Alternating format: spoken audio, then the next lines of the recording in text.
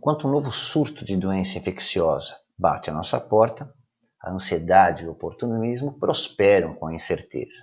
E, à medida que o coronavírus se espalha, o terror que vem sendo espalhado nos faz sentir ainda mais vulneráveis e com medo. No momento, nós vivemos uma ansiedade nacional, um tipo de estresse compartilhado, onde todos estamos em um estado de extrema incerteza.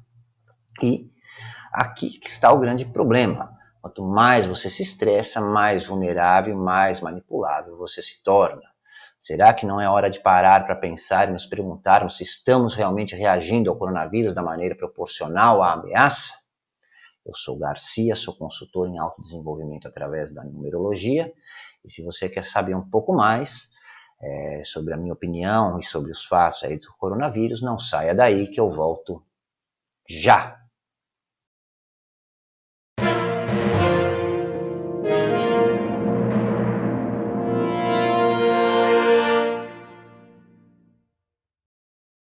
Olá, seja muito bem-vindo mais uma vez ao nosso programa semanal. E hoje, diante aí, do momento que nós estamos vivendo e da crise que nós estamos vivendo, nós vamos falar aí um pouco mais sobre os acontecimentos, não necessariamente sobre numerologia, né? E eu quero lembrar que, para tentar aí amenizar um pouco esse caos que está acontecendo, eu estou disponibilizando no meu canal do YouTube aqui o meu curso de numerologia básico, um curso de introdução gratuitamente. É o mesmo curso que é vendido nas plataformas de venda e que agora estou disponibilizando gratuitamente até domingo. Então, quem quiser assistir, para passar o tempo, aprender um pouco mais, aproveitar aí, né, para ter um novo conhecimento, ou se interessa pela numerologia, assista o curso, ele vai ao ar todos os dias às 19h30, tá? Hoje vai ao ar o 4º episódio, mas o primeiro, segundo e terceiro que já foram ao ar desde segunda-feira ainda estão lá aqui no canal, tá? E o coronavírus parece ter dominado aí o mundo. Efetivamente, ele paralisou a economia mundial de uma maneira que não se via, acho que há mais de uma década. E com milhões em torno de todo mundo em quarentena, escolas fechadas, conferências suspensas, bilhões de dólares na economia global em jogo, e estando os epidemiologistas e especialistas em saúde pública totalmente perdidos sobre a doença, nos lembram mais uma vez que nós estamos totalmente inseguros no nosso mundo. E a realidade é que o medo está se apoderando de todos nós e está criando uma epidemia muito pior, que vem sendo alimentada e vem se alastrando aí silenciosamente, convenientemente e sorrateiramente nas sombras do coronavírus. Nós estamos naturalmente preparados para temer doenças infecciosas que aparecem repentinamente em nossa população, da mesma forma que estamos evolutivamente preparados para temer cobras, aranhas, ao invés de combatê-las. Mas quando se trata de epidemia e doença infecciosa, nós temos uma forte tendência a exagerar emocionalmente e também no comportamento, muitas vezes aí chegando até a ser autodestrutivo.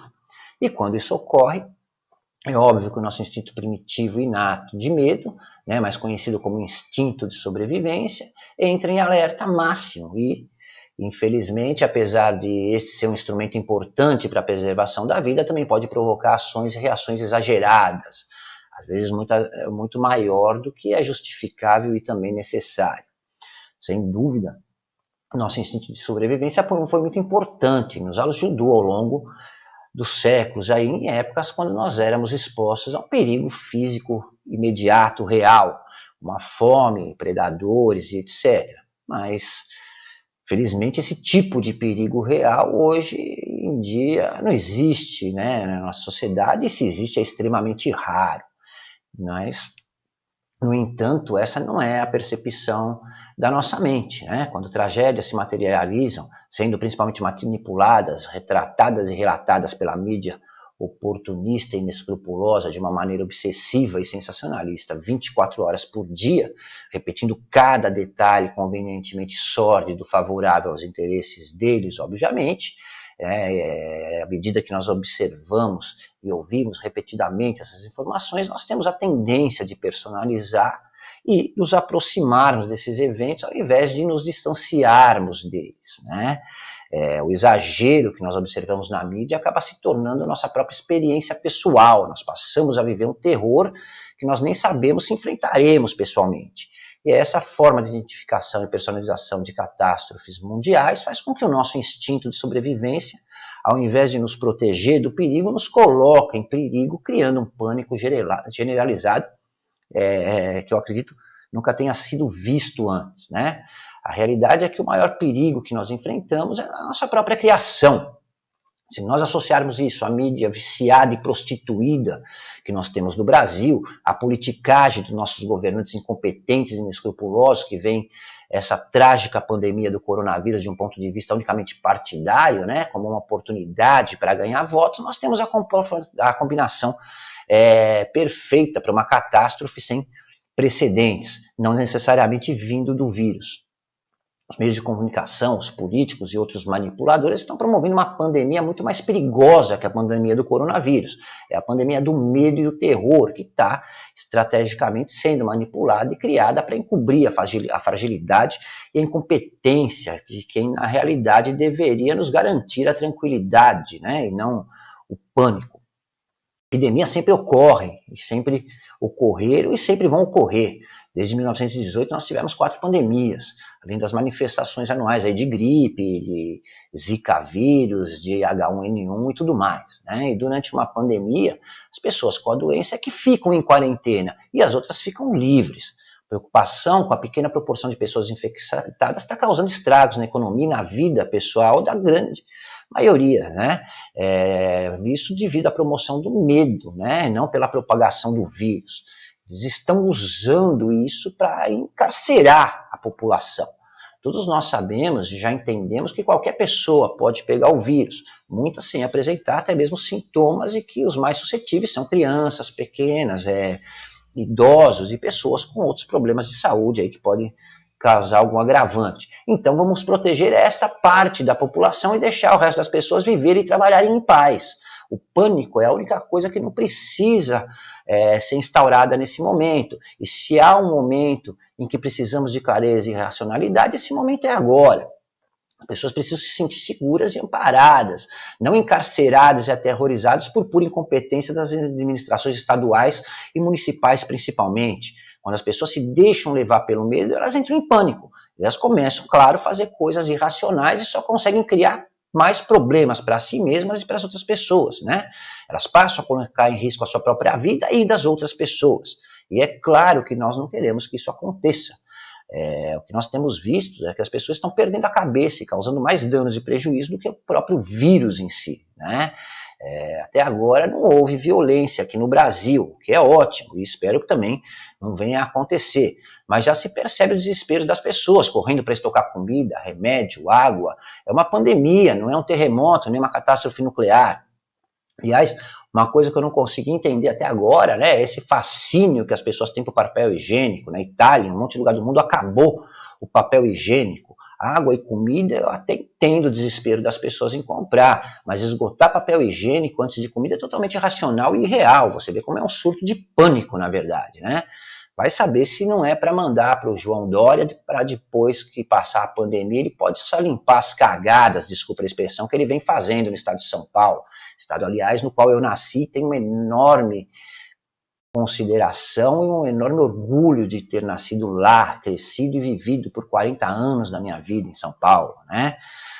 O coronavírus só serviu para provar que a nossa sociedade moderna não tem a menor ideia de como lidar com a inconveniência e com o resultado de uma ocorrência em massa, como vem acontecendo aí agora. Nós nos tornamos vítimas do nosso próprio comodismo e da nossa alienação. Repare que as pessoas mais vulneráveis, aquelas que estão na faixa dos 70, 80 anos de idade, elas não estão nem aí para o coronavírus. E sabe por quê? Porque o que nós chamamos de prevenção e contenção, eles costumavam chamar na época deles de pobreza e precaução. E conviveram com isso a vida toda deles. O meu pai, seu Jacó, hoje com 81 anos, nasceu em 1938. Ele nasceu um ano antes da Segunda Guerra Mundial, que começou em 1939, quando as forças da Alemanha nazista de Hitler invadiram a Polônia, e só terminou em 1945, quando ele já tinha 7 anos de idade. Então eles precisavam encher lata com água, derramar água no suco para o suco durar mais, estocar comida e comer o mínimo necessário e suficiente para matar a fome. Eles não estavam preocupados em comprar iPhone e carrão importado, eles se preocupavam em sobreviver e guardavam e economizavam tudo.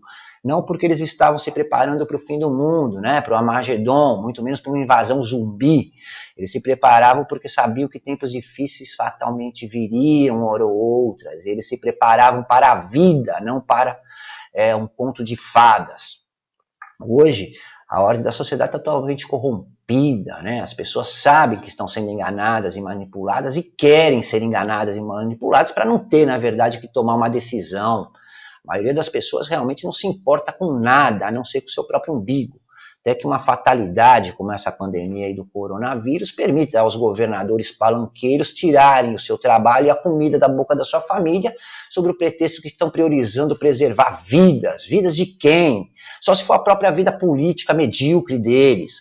Políticos são eleitos para mediar, para defender todos os interesses sem priorizar um.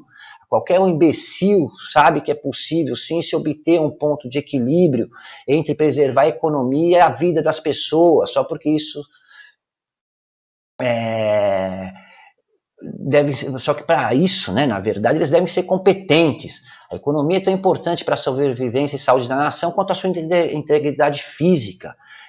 Eu quero ver, quando essa palhaçada toda acabar, esse circo for desmontado, daqui sei lá quantos meses ou semanas, o que o excelentíssimo governador de São Paulo, o senhor João Dória, que está aí liderando essa onda política e palanqueira de terror e caos, vai dizer e vai fazer quando, por conta da ambição dele em ser presidente em 2020, quando você estiver perdendo seu emprego, agora por causa do pânico que ele está impondo em São Paulo, espalhando pelo país disfarçado de quarentena, não tiver comida para colocar na mesa e alimentar sua família, e também não conseguir emprego porque 70% das empresas vão quebrar, e os outros 30% vão estar à beira da falência.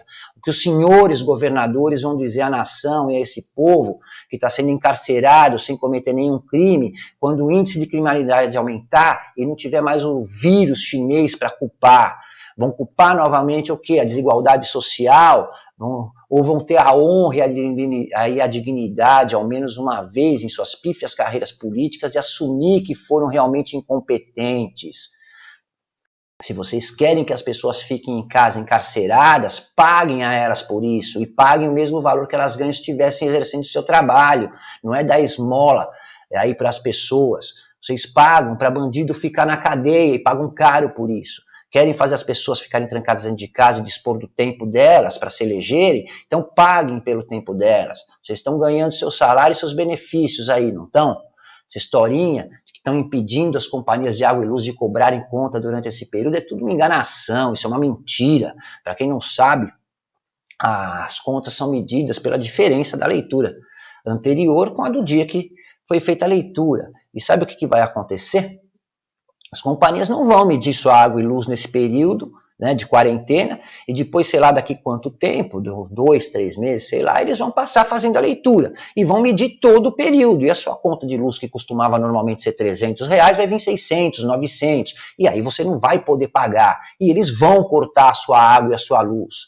Querem fazer o cidadão ficar coçando o saco em casa para defender seus interesses políticos? Deem então isenção de pagamento, não adiantamento, paguem as contas do cidadão. Afinal, vocês políticos estão dispondo do tempo de cada um de nós a seu favor e em seu benefício. O que seus governadores vão fazer depois de ter incitado os outros estados do Sudeste e o resto do país a paralisar a nação e destruir a economia do país por conta dos seus próprios interesses políticos e partidários, por causa de birra política.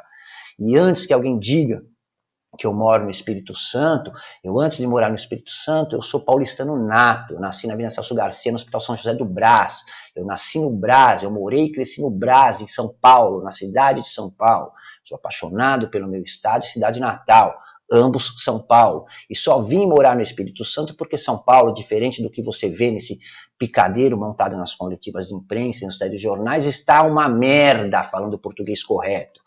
Aqui no Espírito Santo eu tenho segurança, eu tenho tranquilidade, eu não vivo no meio do caos que São Paulo se transformou por incompetência de sucessivas governâncias pífias e incompetentes. E vejam só, sem tanta palhaçada e palanquismo, o Espírito Santo é um dos estados com uma das menores taxas de infecção pelo coronavírus e uma das mais controladas.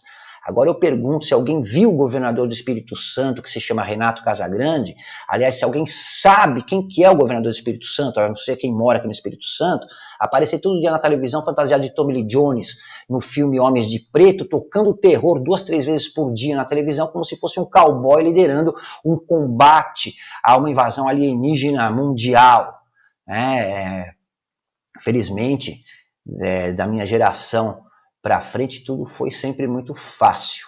A verdade é que ninguém sabe o que é enfrentar dificuldade. Quanto mais as coisas estão normais, mais as pessoas preferem ficar aí na frente do Facebook assistindo telejornal. E é só quando as pessoas forem atingidas pela quebra e ineficiência do sistema que elas talvez tenham coragem de ter alguma reação.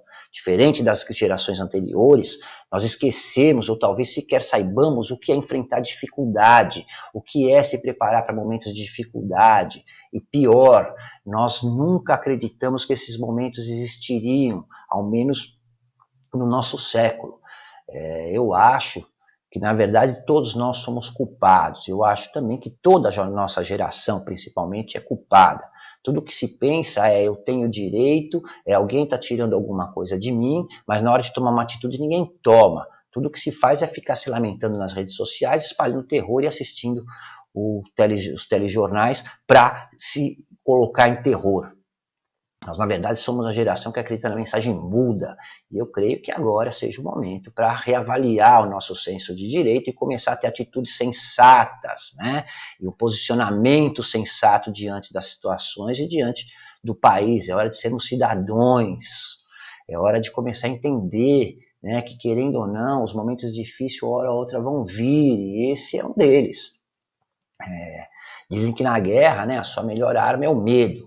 Na cobertura da mídia brasileira e nos discursos de alguns políticos, é nítida a tentativa de encarar o coronavírus como um inimigo que pode ser derrotado. Mas você não pode ter um inimigo que é imune ao medo, você não pode assustar um vírus, você não pode negociar com o vírus nem comprar um vírus, você não pode fazer acordo e conchavo com o vírus. O vírus tem um único objetivo biológico, que é infectar, se espalhar indistintamente e causar o maior dano possível. E a única medida de fato que nós estamos vendo hoje vem de um bando de incompetentes egocentristas que estão conseguindo disseminar o pânico, né, mais do que o vírus, e conseguindo causar mais estragos com isso que o próprio vírus, enquanto giram em círculo aí tentando morder o próprio rabo. Cada governador hoje está mais preocupado com o colapso da economia do seu estado, causado por eles mesmos já por anos, não pelo coronavírus, e em ganhar ponto político do que em proteger e defender realmente a integridade do povo e do cidadão brasileiro. Todas essas tendências terríveis que vinham sendo semeadas aí, né, e previstas há tanto tempo, elas estão começando agora a nos assombrar, né? As pessoas ouvem diferentes fontes de notícias, vindo de diferentes fontes e culturas partidárias, e já não confiam mais nas instituições, né? Começou com a esquerda nos anos 60, foi adotada pela direita nos anos 80 e agora não existe mais um meio termo, né? Enfim, nós chegamos aí a um ponto que nós não podemos sequer confiar nas instituições que deveriam e têm por obrigação nos manter seguros e tranquilos, né? Não existe um consenso, como aconteceu com a AIDS na década de 1980, onde existia um único interesse, que era evitar que a doença se proliferasse. Nós não tínhamos interesses nem comentários políticos ou partidários. Nós tínhamos autoridades, mas no meio científico, infectologistas, médicos, não políticos medíocres, tratando um vírus como um inimigo a ser combatido, né? Como se estivesse numa guerra. E é por isso que sem quarentena e sem tanta palhaçada, a AIDS foi contida e não combatida, né? Nós paramos a AIDS com a educação pública, com a conscientização e com a educação. Nós não paramos a AIDS com uma cura, nem com quarentenas. Ainda não temos a cura para a AIDS, ainda nós não temos nenhuma vacina, mas conseguimos conter uma doença que poderia ter infectado e dizimado o mundo. E anteriormente também nós tivemos aí a peste negra entre 1343 e 1353, no século XV, quando se deu o auge da epidemia, né, que reduziu a população mundial, que era em torno de 450 milhões de pessoas, mais ou menos, para 350 milhões de pessoas. Significou uma redução de mais ou menos 20% da população mundial da época, e que no final se descobriu que era causado por pulgas vindas de ratos. Eu fico imaginando, se isso acontecesse hoje, qual ia ser a medida? Ia colocar os ratos e as pulgas em quarentenas? Porque nesse caso não adianta encarcerar as pessoas em casa sob pretexto de quarentena, né? Aliás, as próprias pessoas começaram na época a ficar em casa por decisão própria, e isso aumentou a taxa de contaminação e mortalidade. No Brasil, mais de 3.500 pessoas morrem por mês em acidente de trânsito. Uma média de 116 a 130 pessoas morrem por dia. E isso acontece há anos. E também significa que a média de mortalidade em acidentes de trânsito é de uma pessoa por hora. O coronavírus vitimou até agora 57 pessoas, né? Até esse momento que eu estou gravando esse vídeo. Em coisa de 15 dias, digamos. Então, podemos entender que o coronavírus mata entre 3 e 4 pessoas por dia, enquanto carros matam 130 há anos. E já estamos colocando todo mundo em quarentena. Então, senhores governadores, por que ainda não se proibiu as pessoas de dirigirem e terem carros ou andarem na rua, perto dos carros?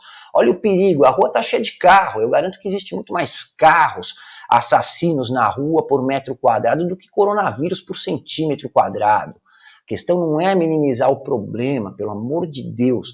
Não vão achar que eu estou dizendo que essa pandemia de coronavírus não é séria, que tem que ser negligenciada. Muito pelo contrário, a pandemia é tão séria que tem que ser tratada com toda a seriedade e não com politicagem. Assim como aconteceu com os carros, que mesmo colocando as pessoas agora em quarentena, eles continuam pela rua ou nas garagens, né? Só esperando que algum desavisado, imprudente, inconsequente, né? Depois de encerrada a quarentena, ele dê partida para fazer suas próximas vítimas.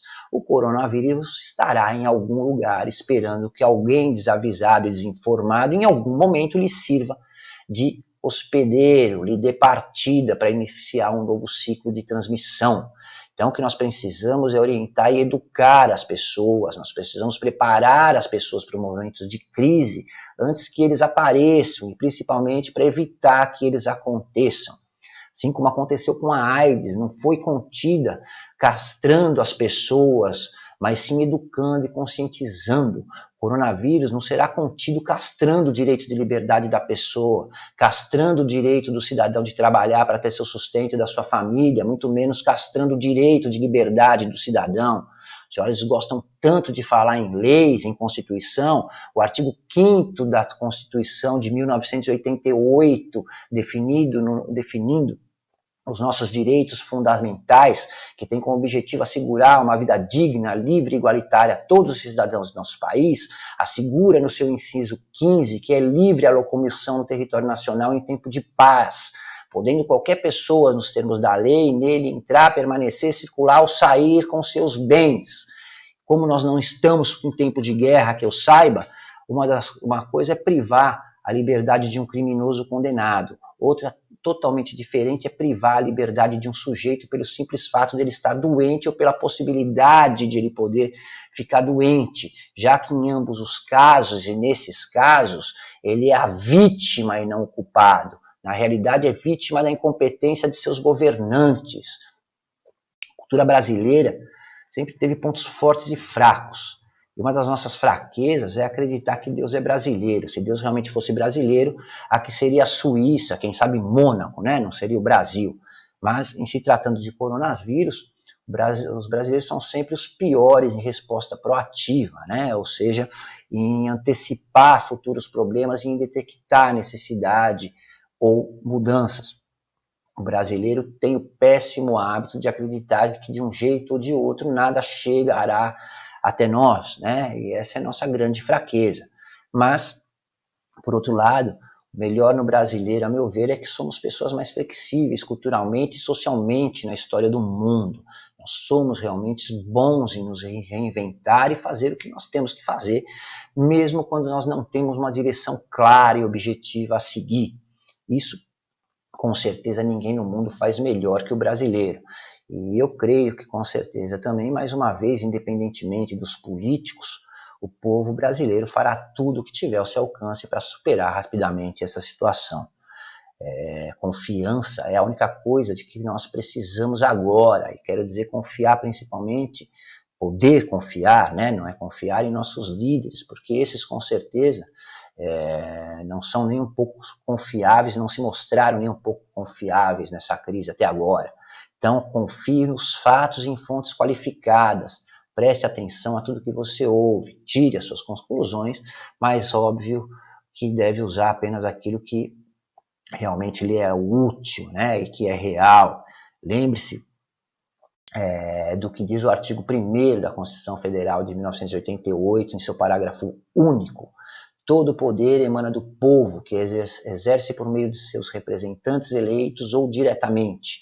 Então, apesar dos termos direitos individuais que exerce o pleno poder, são as pessoas nas quais nós votamos, né? Então, se você votou errado ou nem votou, não adianta agora gritar, bater panela, sair às ruas, espernear e chorar. O poder foi dado aos políticos por nós, o povo. E se esse político for má pessoa, for incompetente, nenhum protesto vai fazer ele ceder, uma vez, é claro que ele detém o poder constitucional dado por você. Logo, o poder emana do povo, mas quem o detém é a pessoa que você escolheu para fazer isso por você. Se você escolheu errado, agora arque com a consequência, né? Nesse momento, infelizmente, há pessoas chorando a morte de alguém que foi morto pelo Estado, portanto, por seus representantes, não pelo governo federal, devido à violência urbana causada pela falta de segurança, pelo caos no SUS, pelo ensino quase extinto, pelo abandono e não pelo coronavírus, né? O coronavírus só chegou agora e não é o responsável pelo mau uso do dinheiro público. Os responsáveis por isso são os governadores de cada estado e o prefeito de cada estado. Não é hora de se amotinar e fazer campanha política, mas sim de cumprir com a sua obrigação e fazer muito bem feito o que cada cidadão paga caro a cada um de vocês para fazer. E você, cidadão, anote aqueles que estão usando o vírus como seus cabos eleitorais e nas próximas eleições exerça o seu poder e coloquem eles em quarentena, né? Vamos dar o troco. Muito obrigado pelo seu tempo e pela sua atenção. Se você gostou aí do nosso programa, compartilhe. Conhecimento é para ser dividido e não escondido. E se você quiser qualquer orientação, informação, quiser falar comigo, você pode fazer isso através de um dos meus contatos que estão aí embaixo na descrição do vídeo, como sempre, tá? E lembrando que hoje às 19h30 vai ao ar o meu curso de numerologia cabalista, que eu estou distribuindo gratuitamente agora, durante esse período, até domingo. Um forte abraço e até a próxima. Até lá.